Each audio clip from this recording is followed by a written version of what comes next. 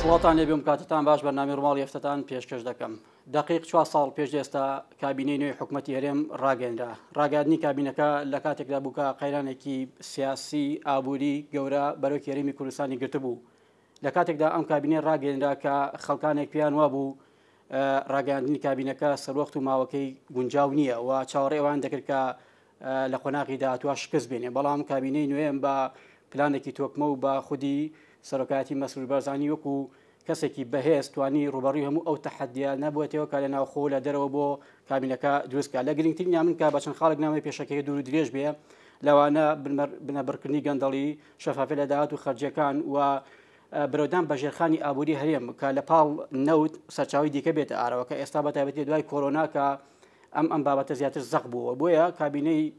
نوێمی حکوومەت توانی هەموو ئەم تەحەدیانە تێپەڕێنێت. من دەمەوێت بە شێوەیەکی گشتی لە چەند خولەکێکا کە ماوەی بەرنامەکەم 20 خولەکە دەمەوێت بە شێوەیەکی گشتی باسی ئەوانە بکەم کە چی کرا و چی گۆڕە لە 4 ساڵی حکومڕانی. ئایا ئەمە دەتوانین مژدەی ئەوەی تێدایەکە بۆ داهاتوو بێتە نەخشەڕێگا بۆ حکومێکی ڕەشید بۆ حکومێکی باشتر لەوەی کە ئێستا هەیە کە هەر خودی سەرۆکوەزیرانم ڕۆژانە باسی ئەمەی کرد کە ئەمە بۆتە نەخشەڕێگایەک بۆ داهاتووم کاروانە ناوەستێت. هەموو ئەمانە دەکەمە تەورێک وەڵامی زیاتر لە میوانەکەم بەڕێز تەلار محەممەد چالاگوانی سیاسی وەردەگرم. خاتی تەیار بەخێر بیت. زۆر سپاسم کاتێک تۆ بینەران و بیسەرانی سلێمانی تیڤ باش من خۆم بە خۆشحاڵ ئەسانم ئەمڕۆ لێرە ئامادەم بۆ گفتوگۆکردن لەسەر بابەتی 4 ساڵی تێپەڕاندنی کابینەی نوێمی حکوومەتی هەرێمی کوردستان. وەگوڕۆمانشارەکە بە دیاریکراوی بیکەم ئەگەر وەکو گەنجێک وەکو چالاکوانێکی سیاسی لە دوای 4 ساڵ پرسیارە لێ بکرێت کە کابینەی نوێمی حکوومەت چی کرد و چی گۆڕی وەڵامە چی دەبێت؟ زۆر سپاس. وەکو گەنجێک من ئەمەوێت دیت و بۆ چوونی خۆم خەمە ڕوو بۆ کابینەی نوێمی حکوومەتی هەرێمی کوردستان وەک لە هەمان ڕۆن ئاشکرا لە دەی تەمووزی ساڵی 2019 بە سەرۆکایەتی بەڕێز مەسرور بارزانی کابینەی نوێمی حکوومەتی هەرێمی کوردستان دروست کرا کە ئەم کابینەیە لە کات و ساتێکدا بوو کە کۆمەڵی قەیران هەبوو لە ئارادا بوو و لەگەڵ ئەوەشدا بابەتی ڤایرۆسی کۆرۆنا هاتەکەوە کە باڵی بەسەر هەموو جیهاندا کێشاوە کوردستانیش بەدەر نەبوو لە ڤایرۆسی کۆرۆنا. لەگەڵ ئەوەدا بابەتی بازرگانی وەستێنترا و هەروەها ناردنی نەوت و کۆمەڵێک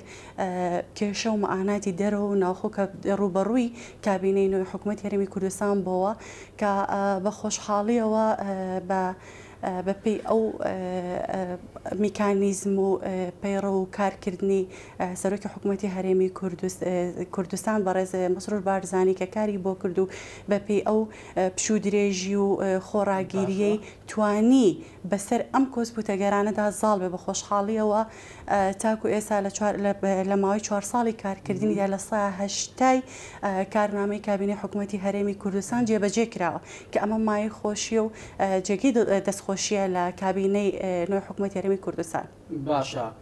لە 180 جێبەجێکرا لە ساڵ 20 ماوە.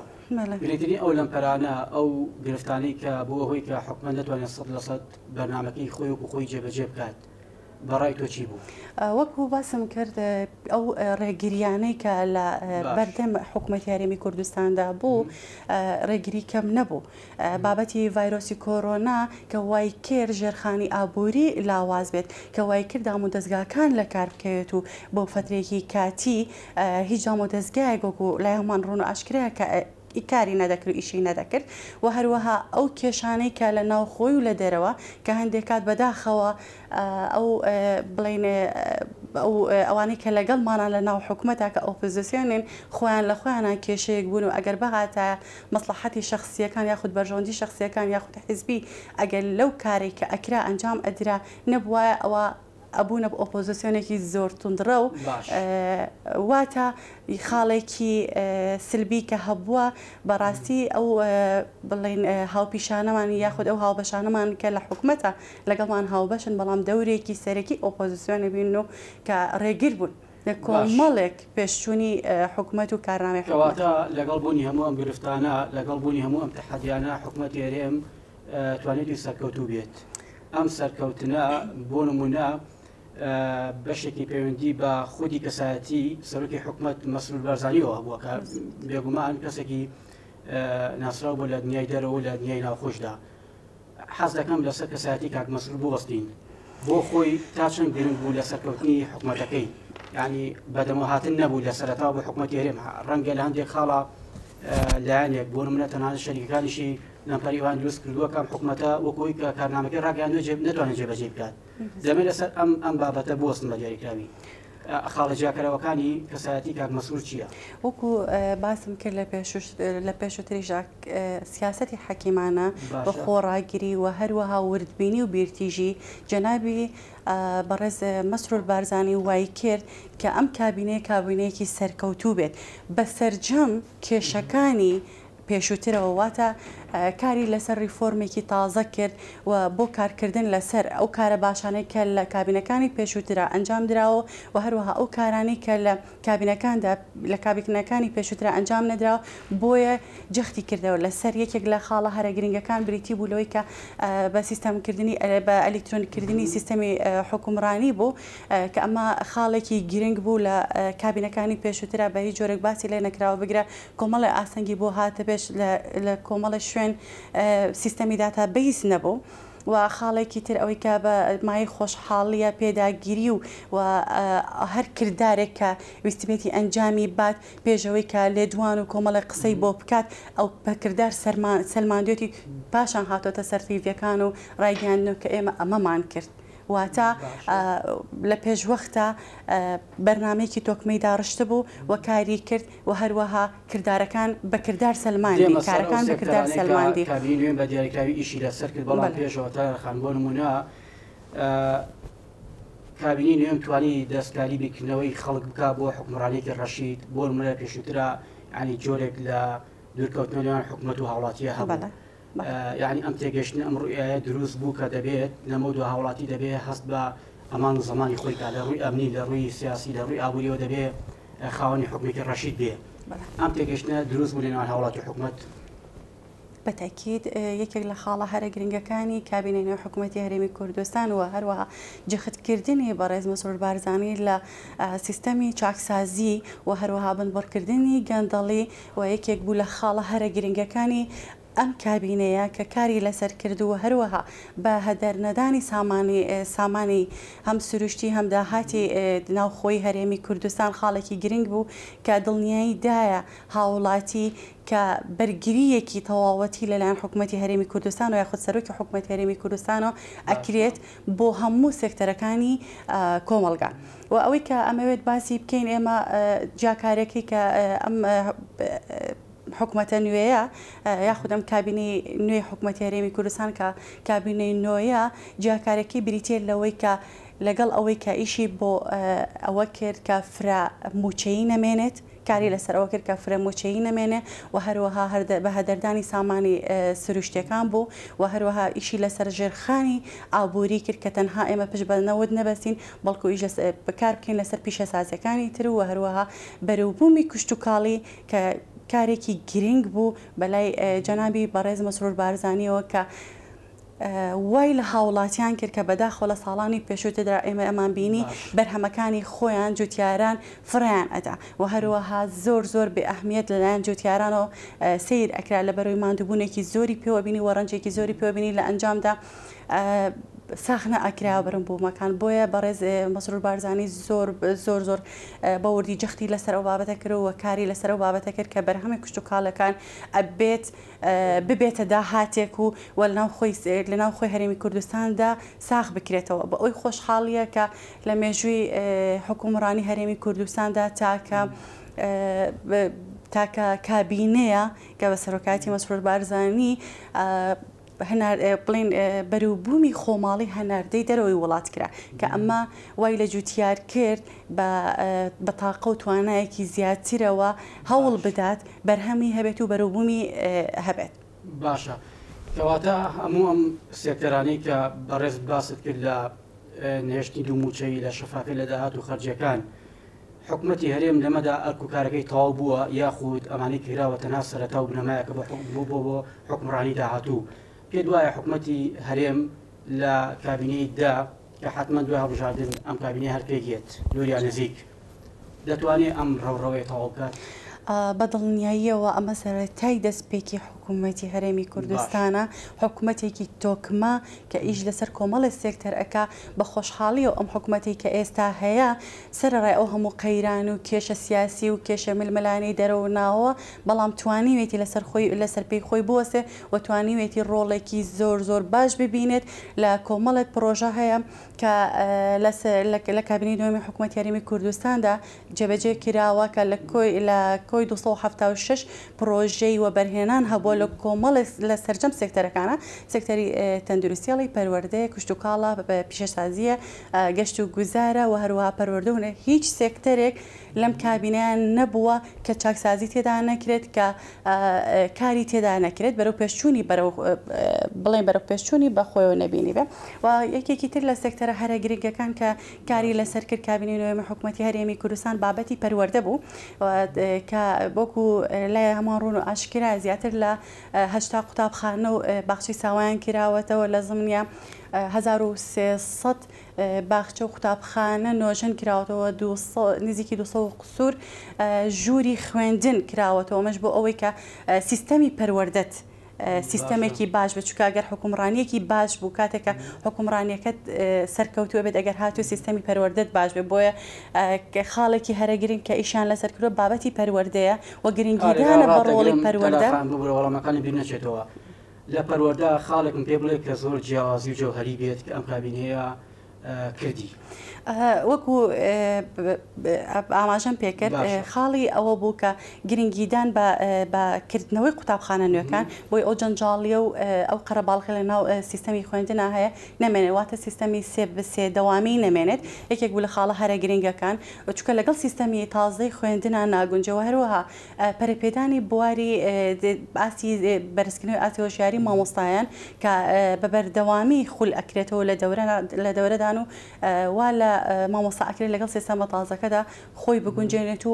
بەردەوامی معرفە و زانیارەکانی زیاد بکە. و هەروەها ئەوەی کە لای هەمان ڕوون ئاشکرای لەم کۆتاییانەدا یەکەمەکانی هەرێمی کوردستان بە شێوازێک پێشوازی لێکراو کە چۆن هانی فێرخوازان درا خودقوتابیان درا کە پشگیری بکرێت و بگرە خانوو کۆمەڵێک بابەتی بۆ ئەمساڵ هات لەسەر ئاستی ناوەندی و زانکۆ و هەموو ئاستەکانی خوێندن. دەرەنجامەکەی ئەو بوو کە ئەم بەرنامەی تۆکمەدانرا بەتەکید کارکردن بوو ناڵم لەسەر بواری پەروەردەوە. خاڵێکی تربریتی بوو لە بریتێ لە کارکردنی سیستەمی تەندروستی وەک لە ڤایرۆسی کۆڕۆنای بینیمان حکوومەتی هەرێمی کوردستانیش بە هەمان شێوە حکوومەتەکانی دەروی وڵات ڕێگری کرد لە بڵاوبوونەوە تەشەنەکردنی ڤایرۆسی کۆڕۆنا و هەروەها ئیشکردن لەسەر بابەتەکانی تەندروستی و کردنەوەی نەخۆشخانەکان. هەروەها خاڵێکی ترەوەی کە ئەمەیە گرنگی پێبەم بۆ گەنج هەلی کار ڕەخسە، هەلی کار لە ئەنجامی کردنەوەی زیاتر لە 5816 کۆمپانیا کە ڕێگەی کارکردنی بۆ کرایەوەواتە مۆڵەتی کارکردنی بۆ کرایە کە ئەمەش ڕێگەیدا کۆمەڵێک گەنج بە هەزاران ئەسڵان هەلی کار بخرێتە بواری جێبەجێکردنەوە. لەگەڵ ئەوە شاچکە ئێمە بەرەمان بە بواری کشت و کاڵدا واکرا کۆمەڵێک هەلی کار بڕەخسێت. ئەوەش خاڵێکی تری گرنگ بوو. هەروەها بابەتی گەڕاندنەوەی بابەتێکی تر هەبوو کە حکوومەتی هەرێمی کوردستان کاری لەسەر کردویش بریتە لەوەی کە کۆمەڵێک یاسا و ڕێسای دژی باجوەری ئەو کەسانی کە باجیانەدایەوە بە حکوومەت کە بریتی بوو لە 12502 باجوەرگر کە ڕێکاری یاسایی بەرگرتە بەر. و هەروەها خاڵێکی تری جەوهەری ئەم حکوومەتە ئەوە بوو کە کاری لەسەر چاکسازی و بنبڕکردنی گەندەڵی و هەروەها کە دوو موچەی بابەتی فرەموچەی کە وەکو باسمان کرد نەیەشت کە ئەمە وای کردا هاتێکی زیاتر بگەڕێتەوە بۆ حکوومەتی هەرێمی کوردستان و بابەتی موچەی فەرمانبەران فراهەم بکە لە زمنی ئەم چاکسازی کە ئەنجامیدا بابەتی دوو موچە و سێ موچە و فرەموچەی نەهێشت بندیواری نێشت دام و دەستگاکانی حکوومەتیشی ڕێکردواتە سیستەمی دەوامکردنیشی ڕێکردەوە لە ئەنجامدا کابینەی نوێمی حکوومەتی هەرێمی کوردستان سەرجەم موچەکانی فەرمانبەرانی دابەش کردو کە ئەمە مای خۆشحاڵیە کە مای ئەوەی دەستخۆشیە کە لە ساڵانی پێشوودرا بگرە قەرزێکی زۆر هەبوو لەسەر حکوومەتی هەرێمی کوردستان لەگەڵ ئەوەی کە ئەو کێشانێک کە لە ڕابردووە هەبوو کە بەرەنگاری حکوومەتی هەرێمی کوردستانە بوونەوە لە کۆمەڵی بەرەو پێشچوون کە لە نەناردنی موچە و لە بابەتەکانی نەوت و هەناردەنەکردنی نەوت کۆمەڵی ئاستەنگ دروست بووە حکوومەتی هەرێمی کوردستان بەڵام بە خۆشحاڵیەوە توانجرا بەو سیستەم و میکانیزمی کە سەرۆکی حکوومەتی هەرێمی کوردستان پەیڕەوی ئەکات زۆر بە بیوێرانە هەموو ئەم شتە باشانەی کە باست کرد لە یاسای چاکسازی لە هەموو ئەو فۆرمانی کە حکوومەت ئیشی لەسەر کرد هەموو ئەمانەکو خۆی گەشت بە هاوڵاتی ئەمێنێ لە هاوڵاتی ڕوونە بۆ هەندێک جار ڕەخنە دەگیرێت دەوترێت حکوومەتی هەرێم ئەوەی کەوتی نەیتوانی بیکات بەدڵنیاییەوە بۆ هەر کارێکی باش هاوڵاتی چاوی لەدەستە و داتاکان و ئامارەکان بەردەسن و هەروەها هاوڵاتی وەکو ساڵان نەماوە بۆیە چاویان کراوەترە بۆیە بابەتی ڕێگاوبانیش کە لەم کابینەی نوێی حکوومەتی هەرێمی کوردستان بایەخێکی زۆری پێدراوە لە کۆی 624 پرۆژەی ئاوادانکردنەوەی ڕێگاوبان 418 پرۆژە جێبەجێ کراوە کە ئەمە هاوڵاتی خۆی بە چاوی خۆی ئەیبینێ کە شار و شارۆچکەکان چۆن بژاونەتەوە لە ڕووی گەشت و گوزارەوە لە ڕووی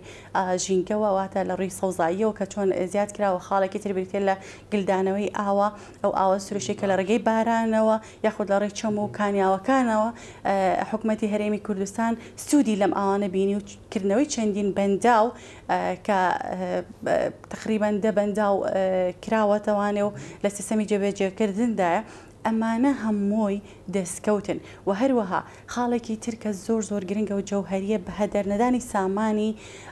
سامانە واتە نەهێشتنی ئەو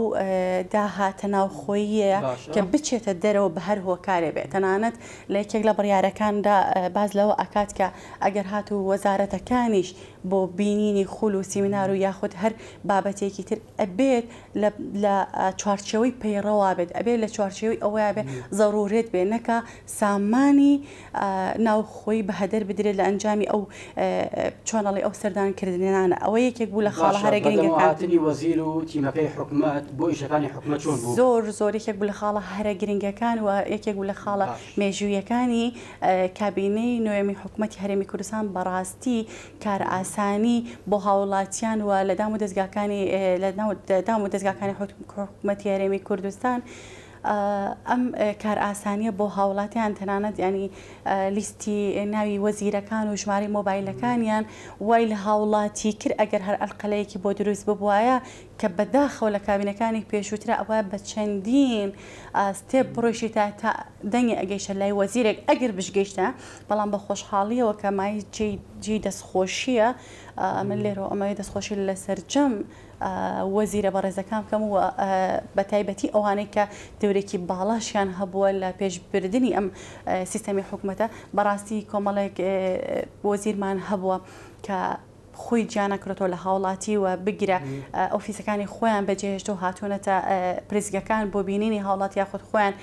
دام و دەستگاکانیان بەسەر کردو کە ئەمە مای خۆشحاڵ بوو بەرە پێشوونێکی زۆر باشی بینی کە هاوڵاتی وای لێهات دەنگی زوو بگاتە حکوومەت و یەکێکی تر لە کارە جوانەکانی کابینەی حکوومەتی هەرێمی کوردستان ئەو دیدار و چاوپێکەوتنانەیە کە لەگەڵ سەرجەمتین و توێژەکانی کۆمەلگا دائنیشێت و کە لە ڕاو بۆچوونەکانیان ئەگرێت چکە ڕای ئەوان بۆچوونی ئەوان دەنگی گەلە دواتری شەموال لە خزمەتی گەل و نیشتمانان باشە ئەم بەدەمەواتنی هاوڵاتی تیمەکەی حکوومەت و حکوومەت بۆ هەردووکیان توانی ئەو ڕاستیە ئەو بەڵگەیە ساختاتەوە کە دەبێ هەمومان پشتگیری حکوومەتی هەرێم بین بەتەکیید بە ئەوەی مای خۆشحاڵیش وەکو هاوڵاتیان ئانی تێڕوانین ئێستاگەر بچ ڕاپرسیەک بکەیت تێڕوانینی هاوڵاتیان ببینی لە کابینەی ئێستا و کابینەکانی پێشووترە لە بەدەم مۆچوونی هاوڵاتیان لە ڕاپەڕاندنی کارەکان لە ئەو ئاسانکاریانە و هەروەها لە ئەو گۆڕانکاریانی بەسەرڕێ ئەو هەموو قەیران و کێشە و ئەو بابەتی ڕێگریانە بەڵام حکوومەتێکی تۆکمە و حکوومەتێکی وەبەرهێن دروست بوو ئەگەر ئەو ڕێگریانە ئەو لەمپەرانە نەبووە کە بەڕێزت باسێک لە هەندێک پنت و خاڵ کە بۆ حکوومەتی هەرێم دروستکرا حکوومەتی هەرێم دەیتوانی لە 100% بەرنامەکەی جێبەجێ بکات بەدڵنیاییەوە باسمان کرد سەرڕێ ئەو هەموو ئاستەنگانە بسەرڕێ ئەو هەموو ئاستەنگانە کە ڕوبەڕووی کابینەی نوێمی حکوومەتی هەرێمی کوردستان بوو بەڵام بە خۆشحاڵیەوە 4 ساڵی کارکردنی لاوەچێ بە 10 ساڵ کارکردنی کۆمەڵێک کەس و سێکتەری تر کاریان کردێت وە بەدڵنیاییەوە ئەگەر ئەو ڕێگریانە یاخود ئەو کارە ساتە هەنێکانێکیان مرۆیی بوو هەنێکیان سەرچاوی ینی خواوەندی بوو چکە لە ناویانە کارەساتی سروشتی بوو لاەنە کۆڕۆنا بوو لەوە هەندێکی تریشان مرۆی بوو کە هەم دەستی ناوخۆی بوو هەم دەستی دەرەوە بوو کە ڕێگری بوو لە بەرەو پێشچوونی کابینەی نوێمی حکوومەتی هەرێمی کوردستان بەڵام بە خۆشحاڵیەوە کابینەیەکی پراوپڕ لە ڕاستی لە دروستی و بەدەمەوە هاتنی هاوڵاتی بوو واتە ڕاستەوخۆ کۆنتاکتی لەگەڵ هاوڵاتیا بوو و ڕاستەوخۆ گوێی لە بیر و بۆچوونەکانی هاوڵاتی ئەگەر و دەستی خستە سەر خەلەلەکانی ناو کۆمەڵگا. باشە ئەوەی کە دەربارەی گەنج باست کرد حکوومەتی هەرێم توانی ئەو سەنگەربەندیە ئەو دژاتی کە لە نێوان حکوومەت و گەنجە بوو لە ماوەکانی ڕابردوو توانی ئەمە کۆتایی پێبێنێت و ئەو بەرنامەی بۆ گەنج چییە؟ علی بۆ نمونە ئەو پرۆژانەی کە وەکو فکر و ڕوئیا و پرۆژە لای گەنجە گەڵاڵە بووە حکوومەت توانی ئیشی لەسەر کات دەمەوێت بە چەند نمونەیەک وەڵام بدەیتەوە. بە دڵنیاییەوە